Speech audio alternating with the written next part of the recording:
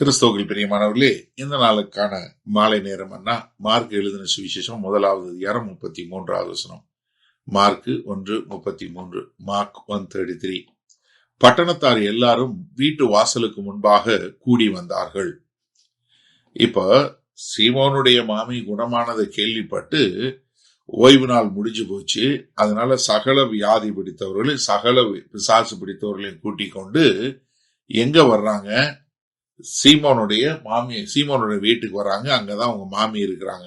இங்க சொல்லும்போது பட்டணத்தார், அதாவது அந்த காலகட்டத்துல பட்டணங்கிறது கூட்டம் மாத்திரம் இல்ல, அதாவது எந்த அளவுக்கு கர்த்தராகிய இயேசு கிறிஸ்துவின் மூலமா அந்த மொத்த நகரமும் அந்த மொத்த பட்டணமும் அதை காட்டக்கூடியதா இருக்கா. அதே சமயத்துல இது எதை காட்டுதுன்னா, மக்கள் எவ்வளவு தேடக்கூடியவங்களா, எவ்வளவு டெஸ்பரேஷனா இருந்திருக்கிறாங்க பாருங்க. ஏன்னா கர்த்தருடைய அதிகாரத்தை குறித்து அவங்க கேள்விப்படுறாங்க. அவங்களுக்கு எப்படியாவது குணமாயிரணும், எப்படியாவது விடுதலை ஆயிரணும் அப்படின்னு சொல்லக்கூடிய ஒரு பசிதாக அவங்களுக்குள்ள இருந்ததை பார்க்கிறோம். கப்பர்நாகும் ஒரு பெரிய மீன் பிடிக்கக்கூடிய ஒரு பட்டணம். அது மாத்திரமல்ல, அந்த காலகட்டத்துல ஒரு ட்ரேட் சென்டர் என்று சொல்லக்கூடியதாக. ஏன்னா ஒரு பட்டணம், என்டையர் சிட்டி, அதாவது முழு பட்டணமும் அப்படின்னு சொல்லும் போது நிச்சயமா ஒரு ஆயிரக்கணக்கான மக்கள் இருக்கணும். ஏன்னா மத்தேயு 4வது அதிகாரம் 24வது வசனத்தை சொல்லும் போது அவருடைய கீர்த்தி எங்க சீரியா தேசம் வரைக்கும் பரவுச்சு அப்படின்னு சொல்லக்கூடிய ஒரு காரியத்தை பார்க்கிறோம். இங்க மார்க் 1வது அதிகாரம் 28வது வசனத்துல பார்க்கிறோம், கலிலேயா பகுதி எங்கும் போனது அப்படின்னு சொல்லக்கூடியதாக. இப்போ இவங்க எல்லாம் என்ன பண்ணாங்க? எல்லாரும் வீட்டு வாசலுக்கு முன்பாக, வீட்டு வாசலுக்கு முன்பாக, வீட்டு வாசலுக்கு எங்க? சீமோன் பேதுருடைய வீடு. அப்ப அந்த வீடு என்னவா மாறிடுச்சு? அது ஒரு குணப்படுத்தக்கூடிய ஒரு இடமா மாறிடுச்சு. ஒரு ஹீலிங் சென்டர் மாதிரி, ஒரு டெலிவரன்ஸ் சென்டர் சொல்றோம், இல்ல ஒரு எழுப்புதலுக்கான ஒரு கட்டடம் மாதிரி மக்கள் கூடக்கூடியதாக. ஏன்னா வாசல் என்று சொல்லும் போது இது இயேசு கிறிஸ்துவிட போறதுக்கு ஒரு வாசல், பிதாவாகிய தேவன்ட போறதுக்கு இயேசு கிறிஸ்து ஒரு வாசல். இங்க இயேசு கிறிஸ்துவோட வாசல், இயேசு கிறிஸ்து வருவதற்கு சீமோன் பேதுரு ஒரு வாசல். யோவான் 10வது அதிகாரம் 9வது வசனத்துல இயேசு சொல்றார், நானே வாசல் என்று சொல்லக்கூடியதாக.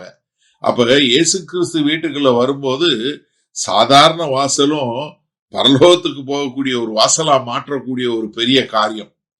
வாசலுக்கு முன்பாக கூடி வந்தார்கள் என்று கூடி வந்தார்கள். அவங்க எல்லாருமே என்ன?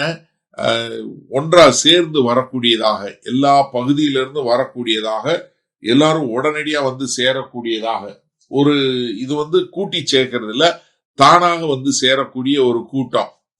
ஏன்னா இயேசு கிறிஸ்து பேச பேச மக்கள் மற்றவங்களை கூட்டிட்டு வரக்கூடிய ஒரு காரியத்தை நம்ம பார்க்கிறோம்.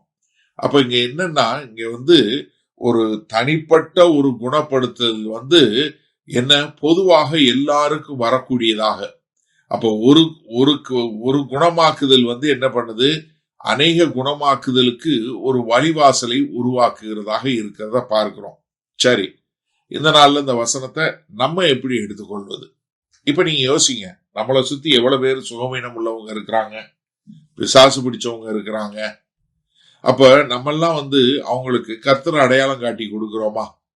ஏன்னா மத்தேயு 11:28 ஆண்டவர் என்ன சொன்னாரு? வருத்தப்பட்டு பாரம் சுமக்கிற நீங்கள் எல்லாரும் என்னிடத்தில் வாருங்கள், நான் உங்களுக்கு இளைப்பாறுதல் சொருப்பேன்னு சொல்லி இருக்காரா இல்லையா?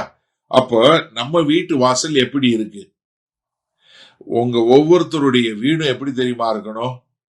இயேசு கிறிஸ்துவை சந்திக்க மக்கள் கூடி வரக்கூடிய ஒரு இடமாக மாற வேண்டும். எப்படி சீமோனுடைய வீடு கர்த்தராகிய இயேசு கிறிஸ்துவுக்கு ஒரு ஊழிய பணித்தலமா மாறிச்சோ, அதே போல இன்றைக்கு கர்த்தரை சந்திப்பதற்கு மக்கள் வரக்கூடிய அளவிற்கு நீங்க ஆண்டவர்கிட்ட ஜெபம் பண்ணுங்க. ஆண்டவரே, உங்க பிரசன்னம் என் வீட்டுக்குள்ள வரும்போது, ஆண்டவரே, என் வீட்டு முழுவதும் மக்கள் கூடி, ஆண்டவரே, அவர்கள் நம்பிக்கையை பெறக்கூடியதாய், குணமாக்குதலை பெறக்கூடியதாய், அவர்களுக்கு ஒரு விசுவாசத்தை கொடுக்கக்கூடிய ஒரு உம்மை சந்திக்கக்கூடிய ஒரு இடமாய் மாறட்டும் சொல்லி நீங்க கேளுங்க. அப்போ கர்த்தர் ஜனங்களை கொண்டு வருவாரு. அப்ப என்னன்னா, இயேசு கிறிஸ்துவனுடைய தொடுகை ஒரு வீட்டில இருந்து அந்த மொத்த சமுதாயத்தை, அந்த மொத்த பகுதியை தொடக்கூடியதாக மாறும். அப்ப எனக்கு அருமையானவர்களே, உங்க வீட்டு வாசல்ல நுழையும் போது ஒவ்வொரு முறையும் நீங்க கேளுங்க, ஆண்டவரே என்னுடைய வீட்டு வாசல், நான் வீட்டுக்குள்ள நுழையிறேனே, என் வீட்டு வாசலுக்குள்ள கர்த்தராகி இயேசு கிறிஸ்து வீட்டுக்குள்ள இருக்கும்போது எப்படி ஒவ்வொருத்தரும் வருவாங்க, எப்படி ஒவ்வொருத்தரும் அவரை சந்திக்க வருவாங்களோ அதே மாதிரி என் வீடுலையும் வரக்கூடிய மக்கள் எல்லாம் உம்மை சந்தித்து உம்மோடு சேர்ந்து வாழக்கூடிய ஒரு காரியம் உண்டாகட்டும். நம்ம ஜெபம் பண்ணுவோமா? வல்ல பிதாவே, இதோ என்னுடைய வீடு நீங்கள் வசிக்கும் வாசஸ்தலமாய் ஆண்டவரே உம்முடைய பிரசன்னம் நிறைந்ததாய் மாறும்போது இங்க வருகிற ஒவ்வொருத்தரும் கிறிஸ்துவை சந்தித்து கிறிஸ்துவோடு ஆண்டவரே அவர்கள் ஒரு என்கவுண்டர்ல வந்து அவர்கள் குணமாகி அவர்கள் ஆவிக்குரிய முறையிலையும் மாம்சமான முறையிலையும் குணமாகி ரட்சிப்பை பெறக்கூடிய ஒரு வாசஸ்தலமாய் மாற ஒப்பு கொடுக்கிறோம்.